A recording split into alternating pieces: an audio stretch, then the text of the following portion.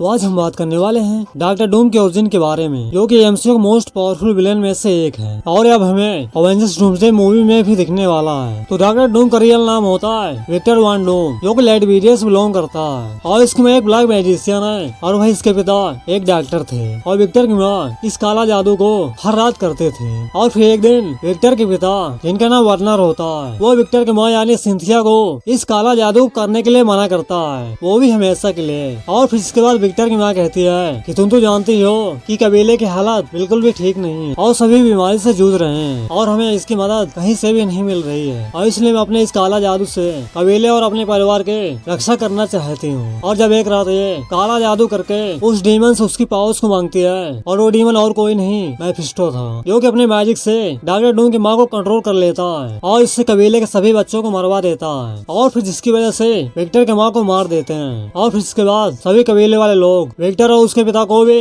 कबीले से भगा देते हैं, और फिर विक्टर और उसके पिता दोनों मिलकर सभी से छुपकर भाग रहे होते हैं। और जब एक रात वो एक बर्फ में छुपे हुए थे और फिर तभी विक्टर को पता चलता है कि उसके पिता की मौत हो चुकी है। और फिर इसके बाद विक्टर ये सभी चीजें देखकर वो ये सोच लेता है कि वो इन सब का बदला जरूर लेगा। और फिर इसके बाद वो अपनी पढ़ाई को पूरा करने के लिए अमेरिका की यूनिवर्सिटी में जाता है, जहाँ पर वो कई पावरफुल गैजेट्स को बनाता है, और जहाँ उसकी मुलाकात रीड रीडर से होता है, जो कि ये भी काफी जीनियस और इंटेलिजेंट था। और रीडर ये बिल्कुल भी नहीं जानता था कि विक्टर के पास तेज दिमाग के साथ साथ उसके पास मैजिक भी है। और फिर इसके बाद विक्टर एक डिवाइस बनाता है जिससे वो किसी दूसरे डायमेंशन में विड्रॉल कर सकता है, और इसको यूज करके विक्टर उसी डीमन के पास पहुंच जाता है जिसका नाम मेफिस्टो होता है, और वही उसकी मां के सोल भी थे। और वो डीमन विक्टर के ऊपर ऐसा अटैक करता है कि विक्टर का वो डिवाइस भी डिस्ट्रॉय हो जाता है, और जहाँ पर धमाके की वजह से उसका चेहरा भी जल जाता है, और फिर इसकी वजह से उसको कॉलेज से भी निकाल दिया जाता है। और इसके बाद उसको लगने लगा कि वो हार चुका है और अपनी माँ को भी नहीं बचा पाया है। और फिर इसके बाद वो तिब्बत के मोंक से मिलता है, जहाँ पर कई तरह के मैजिक को सीखता है, और इसके बाद खुद के लिए एक आर्मर को क्रिएट करता है जो बनता है डॉक्टर डूम। और फिर इसके बाद डॉक्टर डूम लाइटवेरिया फिर से जाता है, जहाँ पर सभी को गुलाम बनाकर वहाँ का किंग बन जाता है, और फिर उसी मेफिस्टो नाम के डीमन से फाइट करके उसको हरा भी देता है। और इसके बाद वो अपने माँ के सोल को भी आजाद करवा लेता है।